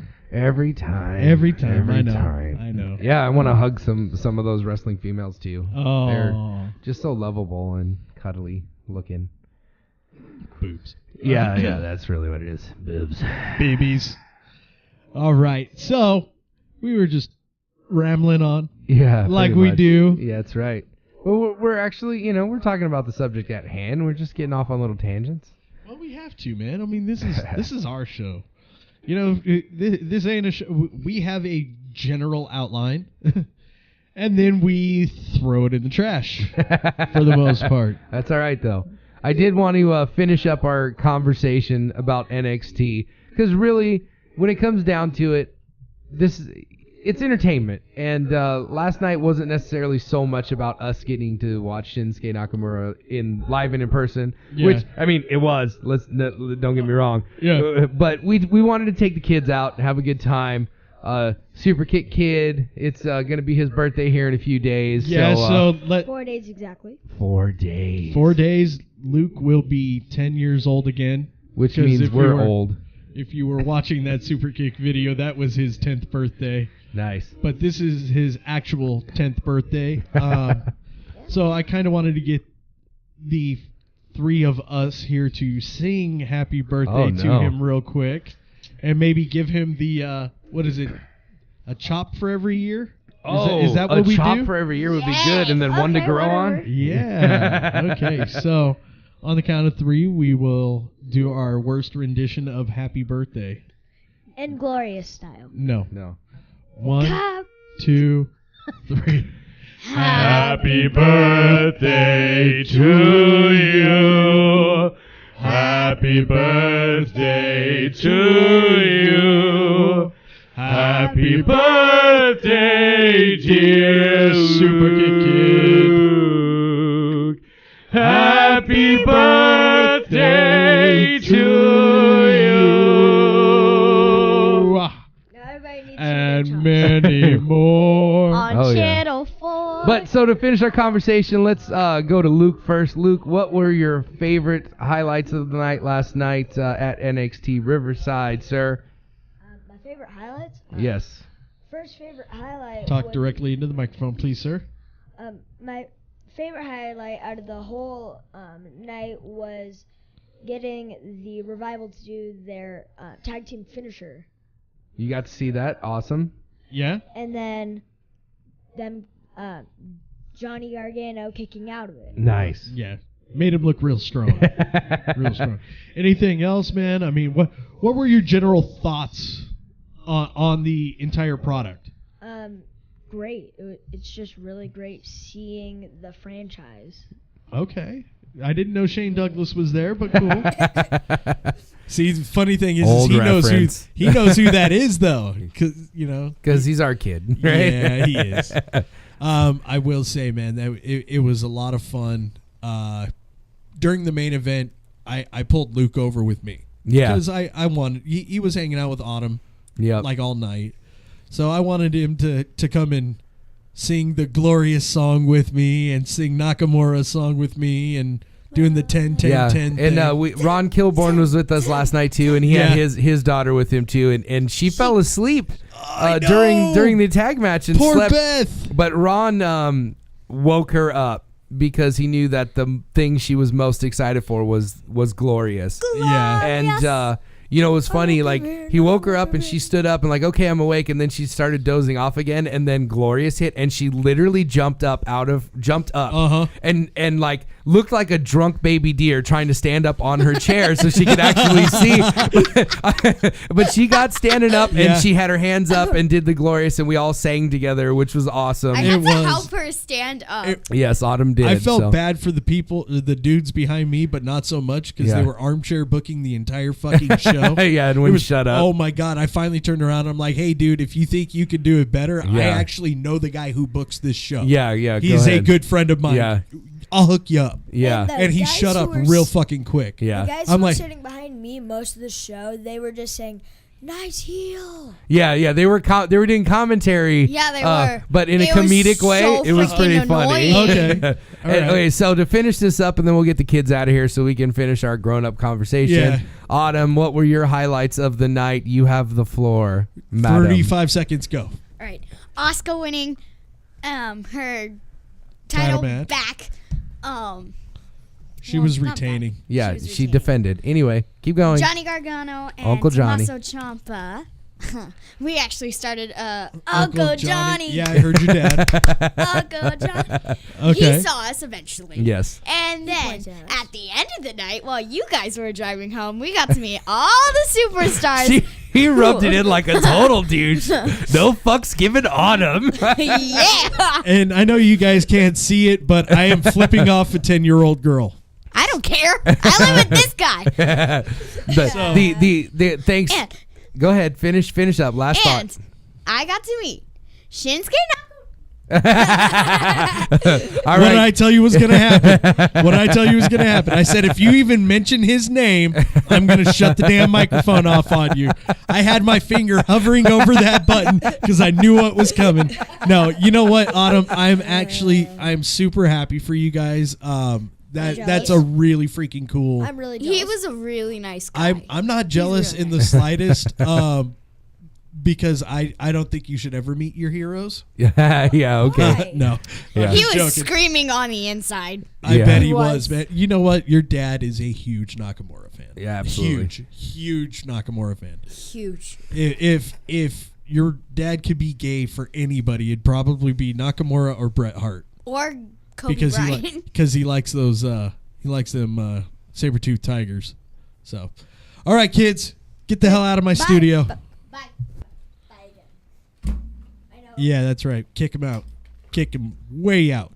All right. So, Cole Daddy, what's your what was your favorite part? Really, you know what's funny that as you when you're a father, Yeah.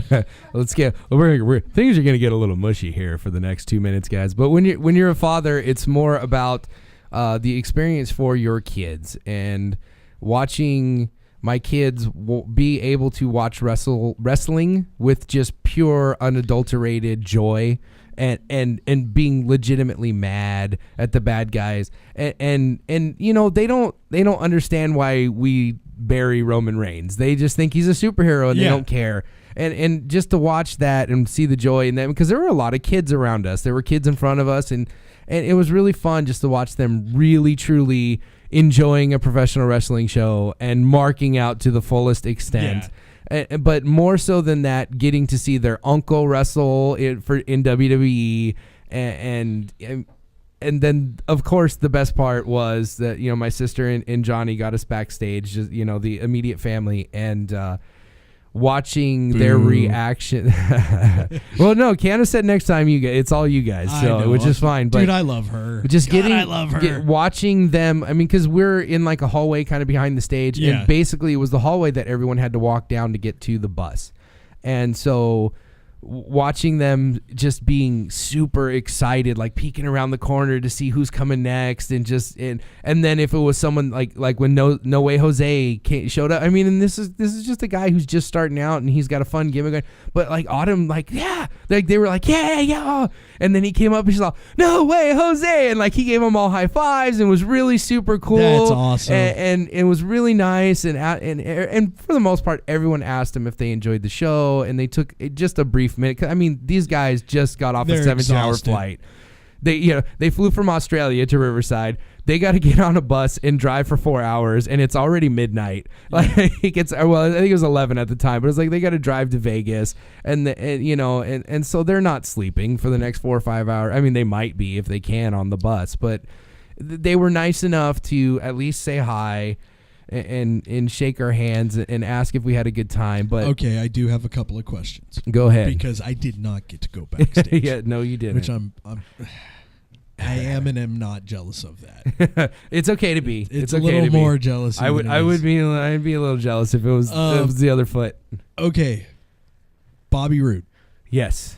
Cool. Oh, super cool. He was one of the guys. I mean, some of the guys just kind of say, "Hey guys, how's it going?" and they walk by. But Bobby Roode stopped and shook everyone's hand and said, "Good to meet you," and talked to the girls and asked them if they had a good time and you know, and they all put on their smile and were good. You know, there were a couple guys that just kind of had their head down and walked through, but they weren't the guys we wanted to meet anyway. Okay. Like the guys that we really wanted to meet, Johnny went out his way. They're like, "Hey, Bobby, come meet my family," you know, kind of thing. And but yeah, Bobby Roode was really cool. He stopped and shook everyone's hand. And I knew Nakamura was going to be cool. I just always had that vibe with him. But okay, here was the best part about Nakamura, right? Like they had pushed us, like we were up by the stage, and so they were starting to take stuff off. So we had to move down the hallway, and so he had to walk down the ramp down the hallway to meet us. And as soon as he walked through the door, the girls, both my girls went. It started like totally freaking out that Shinsuke Nakamura was there. Time out. Be honest. It was not just the girls. You did it too. No, I was smiling, but I was more happy that my girls were appreciating it and understanding how cool it was, and not just being douchebags about it. Like, yeah, we should get to meet these people. Yeah. Like, you know, they were really geeking out, and it was really cool. And yes, I was doing that on the inside too. Okay. You know, but I'm sure if, you know, he spoke enough English, but he stopped and shook everyone's hand and smiled, and then he was like walking out. But the funniest part was, all the wrestlers went to Disneyland since they had a day off on Wednesday. Yeah, I saw the pictures. So they all went to Disneyland. He bought a neck pillow, and it was a Minnie Mouse neck pillow with like a bow tie and everything. So he was like walking out the door, and he like picked it up. It was like showing the girls that he had a Minnie Mouse, not Mickey. He went with Minnie, the polka dots. Man, and everything. I mean, he just seems it like was so cool. I've listened to some interviews with him, and while his English is not great, he's still a very humble guy. Oh yeah. Very humble, very gracious for the opportunities that he's been given. Yeah. I mean, he's in a sport now where he's not getting his fucking head kicked in all the time. Yeah. You know, he was one of the best Pride fighters there were. I mean, he was a great MMA fighter, and then he made the transition over. Well, he started out as a pro wrestler, and then when New Japan was kind of tanking for a while, he like abandoned ship and went and him and then he came back, and I think Shibata did the same thing. Okay. And so but all the interviews that I've ever heard with him, he's just seemed like the nicest dude. And he was super cool. And but one of the highlights for me was Matt Bloom, like Albert. Yeah, Prince Albert, or what was his last gimmick? Lord Tensai or whatever it was. No. His last gimmick was well, I can't even remember the name, but it was a play on Lord Tensai because he was tagging with Brodus Clay for tons of fun. But he was really nice, and he actually stopped and talked to us for a while. He talked to Candace, and he was happy. You know, he was like, "Oh, it's good to meet you," and they talked about cupcakes because Candace makes cupcakes and everything. And he looked at my outfit and goes, "I don't know how I didn't see you in the audience, bro." Like, because I was dressed in a very, very bright outfit last night, and but he was really cool, and he stopped and talked to everybody, and that's cool. It was and cool. Then you also got to see Scotty 2 Hotty. Yes, and Scotty 2 Hotty was back there, which to me is still part of one of my favorite tag teams. Just one of the funnest tag teams. Too cool, most entertaining for sure. Dude, the worm. I see, and that's where I would have fucked everything up for us. Okay, I've got this thing. I've got the fucking Jericho curse. Yeah, you have your filter doesn't work from time to time. Sometimes when I meet somebody who I am completely enamored with, which happened with Hector Guerrero, and I will never fucking live that down. But that would be where I fucked everything up for all of us. Yeah. Because I'd have asked him to do the worm or something. Yeah. And we'd be like, "You got to go, bro." And he'd have been like, "Go on." Okay. All right. You know, you guys. Talking to Joe wouldn't have done it. Talking to Rude wouldn't have done it. Trying to talk to Nakamura, even though I would probably try to bow to him, wouldn't have done it. Going up to Scotty 2 Hotty and saying, "Hey, dude, can we do the worm?" Yeah, right. Probably would have fucked everything up. Yeah. Or seeing if A-Train would actually pierce my nipple for me. You know, because I mean that's what Prince Albert's gimmick was. He was the piercer for for draws. So yeah, but he was cool, and it was cool. I got to tell him that I really was a fan of his work, and he's he was real humble and nice. And I'm more of a fan of his stuff in Japan. Well, yeah, his Giant Bernard stuff was amazing. Yeah, but even in WWE when he had a run, he had one good run as A-Train. His stuff was good. Brock Lesnar almost killed him doing an F5 one time, dropped him on his head. It was the ugliest thing I've ever seen. But yeah, I mean, he's a fantastic worker. I'm glad that he's a part of. He's like the head coach. I mean, he's the head trainer. He's the head trainer it's good that they have a good guy now. Yeah, because Fit Finlay. Not Fit Finlay. Fit Finlay was fantastic. Yeah, he's the one who saved the women's division. Yes, he did. They gave him and Robbie Brookside pretty much. But yeah, Bill DeMott is a total prick, and I'm glad he's gone. But definitely. I've good buddy of mine is Eric Watts. Yeah. And through Eric, I've met some of the other guys from Tough Enough and some of the other guys who did Florida Championship Wrestling and whatnot. And I very seldomly hear anything good about Bill DeMott. No, he's a bully. Flat out, he's a bully. Well, and he was Holly was the same way too. Yes, but Hardcore Holly wasn't just a dick to everybody all the time. He wasn't just an asshole for the sake of being an asshole. He would be stiff in the ring, which is kind of the way I was brought up in the business. Like, you beat up the kids a little bit when they came in because you wanted to make sure they wanted to be here.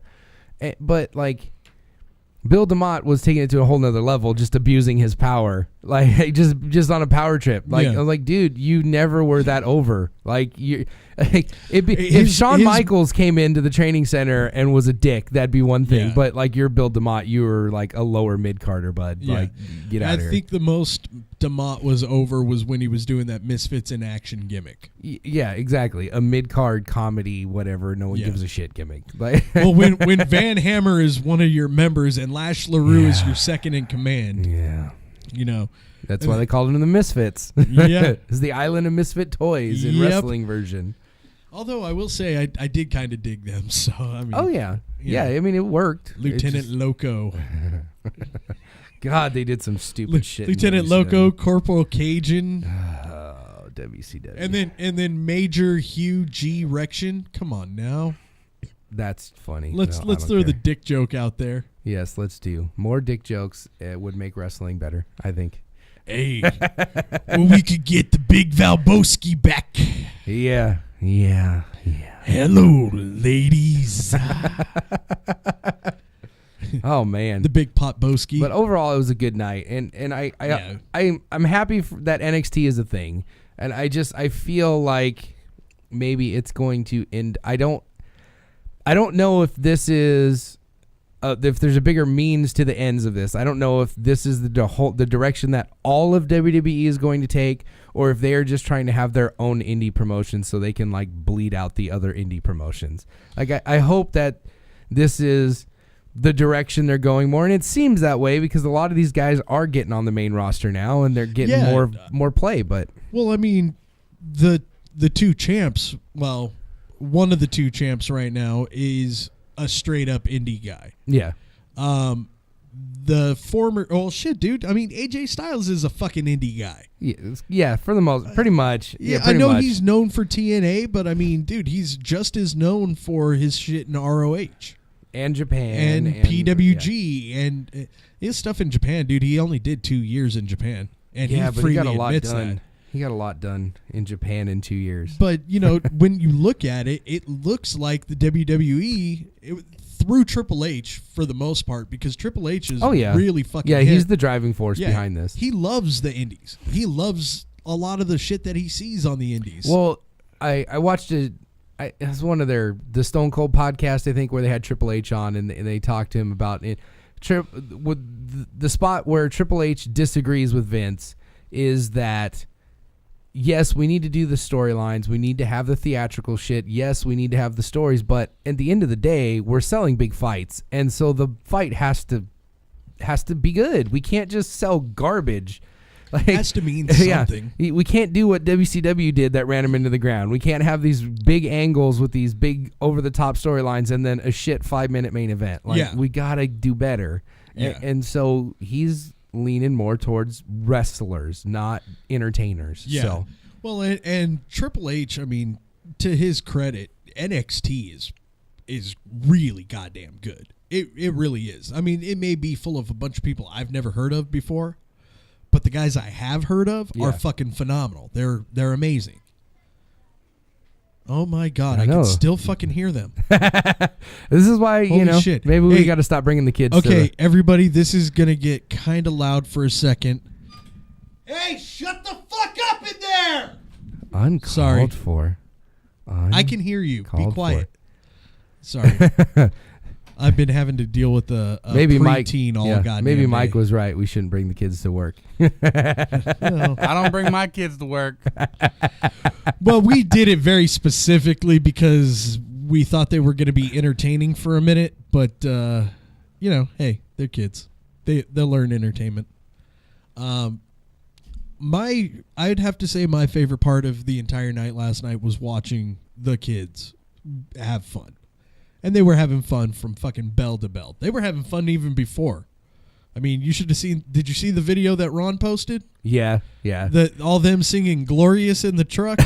One of the other highlights of the night was that Ron decided he would take all the kids by himself, and so we had an adult car and then Ron in the car, and then we started driving around downtown Riverside, realizing that we're gonna have to park a few blocks away from this place, and it's raining. And Ron has all the kids and has to deal with that shit by himself. Oh, yeah, dude. Us adults, man, we were having fun just BSing. And I got to know your wife a little bit, which, dude, I don't know what the fuck is up with her, man. Does she have a little bit of brain damage? Because she married your ass and had like 3 beautiful kids out of it. Yeah, do you see the babies that I gave her? That's why she married dude. me. I do good work, man. Okay, I do good work. I will say, after last night, I have switched allegiances on your children. Okay, you got a new favorite? I do. It's the baby. Oh, the baby. The baby was cracking me up last night. She's a handful. We left. Well, she's a baby. I mean, they all are. Yeah. And then, man, Violet is just a character. She's her own person, man. She is. She takes after her dad in that regard. she is her own person. She entertains the shit out of me. She's just a very, very sweet little girl. She really is. She is. But another highlight from the week, I don't know did I tell this story earlier on the air? I don't think you told. Okay. Are we talking about Santa Claus? Yeah, so but we were talking about that last night. I took the kids to see Santa this week. And I'd just like to throw a shout out, thank you to Desiree Akes for doing the pictures, and I don't know where Patrick Akes was. He's never around when we're taking pictures with Santa, so I don't know. But thanks for letting us borrow your wife for a little bit. Thank you. And but anyway, we go to take pictures, and we do. They take a couple pictures, and then each of the kids gets to sit down with Santa for a few minutes and talk because they have a sweet setup at their house, and so they do this. And he goes. Starts talking to Violet, and they're just talking about whatever, and she just starts rambling on, it's my, favorite time of the year, all the holidays, and it's about family and this and that, and it's like really sweet stuff, and then she goes, well, my favorite holiday to Santa, by the way, she's talking to Santa Claus, trying to get presents from this guy, goes, my favorite holiday is Halloween. Like, boom, Santa, suck it in your face, your holiday doesn't matter. So good. No fucks giving Violet right there. Yep. You know what, dude? That's just what we're going to call the clan. It's the no fucks given Dawson clan. Not all of us. Some of us care. Yeah, but got to spend some time with your wife. She's really freaking cool. Yeah, I lucked out there. And I would have to say another highlight of the night is getting to chit chat with your mom a bit. Yeah. My first time meeting her, and man, she is a fucking cool person. Yes. Again, I'm just gonna reiterate. I walk into the house to an outpouring of love of my jersey, and all night, dude. I went to the bathroom, had like 5 people. Great jersey, dude. Walking out to the car after the show, great Jersey, bunch of people, man. Yep. I expected a lot of Ducks fans in the IE. Yeah, that's what I've noticed. I mean, most people are they're Kings fans around here. There's a lot of them. But yeah, it's funny. Like the Inland Empires kind of get split. Both, Angels, Dodgers. They get split. I mean, because let's be honest, it's a lot easier to get to Anaheim for an event than it is to get to LA for anything. So it's easier to go to a Ducks game. Plus, their setup is sweet. Like Staples, you got to park somewhere and walk. But I mean, the parking lot at Honda Center is fantastic. The cool part about Staples Center, for any kind of a show, is that if you live anywhere in Southern California, you could take the Metrolink and it drops you off right there at Staples Center. Yep. So I mean, to me, that's cool. I mean, you pay your $10 at the beginning of the day. Well, they have that in Anaheim too. They have a Riverside. They have the metro that goes from Riverside. Yeah, but it drops you off, and it's you got to like walk a half mile. Yeah, you got to walk a little bit. Yes, and we learned last night that if you have to walk more than 50 feet, you're going to kill somebody. Oh, dude, I will fucking murder a bitch. We had to walk 4 whole blocks, and to be fair, and Ron was giving me shit about saying to be fair with everything last night. I do have asthma, and you guys were walking really goddamn fast. And I'm sitting there trying to walk, and I've got super fucking short legs. So my strides are not as long. I mean, even Candace is walking faster than me. Well, and Candace is in a lot better shape than we are. Yes, she is. But yeah, man. But when women have to pee, it's like a now situation. So. Yeah. I do not. I told you last night, if God wanted us to walk, he wouldn't have invented cars. So, that's what it comes down to, man. I don't like to walk. My cardio is crap. I've got to fucking run up and down stairs all goddamn week. So on my days off, I don't want to do shit. I don't want to walk, man. That's like when we passed by the line that was like a mile long to get into the venue, and I joked around with, "Hey, man, just drop me off here. I'll get in line." I wasn't fucking joking. Yeah. I was really literally about to jump out the car. Because I knew exactly where we were going to have to park, and I did not want to walk all the way over there. Oh, well. Because I'm a fat bastard. Yeah, I am too, but I'm not afraid to walk in, so it is what it is. My wife gets mad because I always, whenever we go to Honda Center, I park as far away from the building as humanly possible because you can just pull right out. If you just park there and you walk, you can just get right out. It doesn't take 20 minutes to get out. It takes 2. So, well, I mean, I go to the Honda Center every goddamn year. Yeah. Well, no, Anaheim Stadium is the absolute Angel worst. Stadium. Angel Stadium sucks. It's not too bad. If you go on Orangewood. Well, we go to the Monster Jam every year. Okay.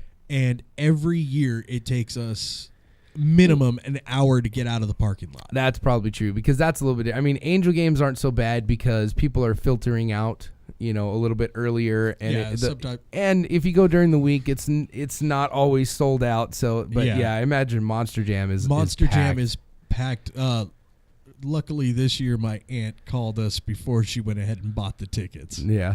She's like, I know you guys are getting kind of tired of Monster Jam.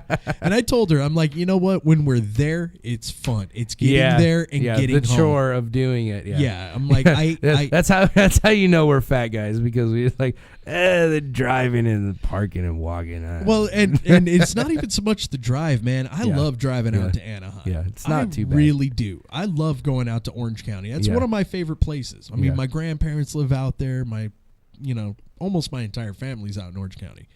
So I don't mind driving out there. It's trying to find a place to park. Yeah. It's trying to find your car afterwards. It's getting out of the fucking parking lot afterwards. That's not a big deal because I have a system. I park in the same area every single time. Okay. I know the drill. Well, the next time we go out there, we're taking you so we can figure out this thing because I've been going out there for 7 years now for this fucking Monster Jam. Yeah, every goddamn year. If you go to the stadium off Catella, it's a nightmare getting out. If you go on Orangewood, it's not bad. I've had bad times where it takes 15-20 minutes to get out of there, but has literally gotten to where I'm going to park over there where the Tilted Kilt and everything is, which is like right down the street. I love Tilted Kilt. I've never been there, I really could give a shit about it. It's Irish Hooters. Do you go to? Yeah, but it takes more talent to be a tilted kilt waitress than anyone can. Do get they fake tits. river dance? No, but they're midriff and it's fantastic. So, but the food is also better. Is so it good food? Yeah. I don't know. I'd say it's great, but it's not 5-star cuisine, but it's better. When I went to I've only gone to Hooters once. Mm-hmm. And me, dude, I love tits and ass, to just like the next dude. Yeah. But you gotta have good food too, man. Well, fried pickles are good, and I like the fish sandwich at Hooters. It's good, so it's I'm good to go. But I had the straight up chicken wings, the thing that you're fucking known for. Yeah, the thing that's like almost impossible to screw up, right? Yeah, okay. Number one, I hate batter dip wings. Yeah, I think it's fucking gross. Why would you do that to a wing? Number two, you're gonna serve the tip of the wing with the wing itself. Yeah, which there's no meat on a fucking chicken wing right there. Well, yeah, if you don't like chicken wings, it's not going to be your place. But no, I fucking love chicken wings. Love chicken wings, dude. That's like my favorite food. But you got to do it well. Yeah, you got to do it well. If Buffalo Wild Wings is kicking your ass on the wing front, then you know you're fucking up. Oh, I like B-dubs, man. I like everything on their menu except for their fucking wings. No, man. I do. Well, I don't get. I get the boneless, and it's fantastic. Oh, the chicken nuggets. Yeah. The sauce stuffed chicken. Those no, are I don't good. do sauce. I do rubs. I like dry rubs. I don't like getting my fingers dirty. Oh, yeah. I did that challenge that they had. Oh, you're gross, dude. I was after that, man. I had fucking snot coming out my face. My eyes wouldn't stop watering.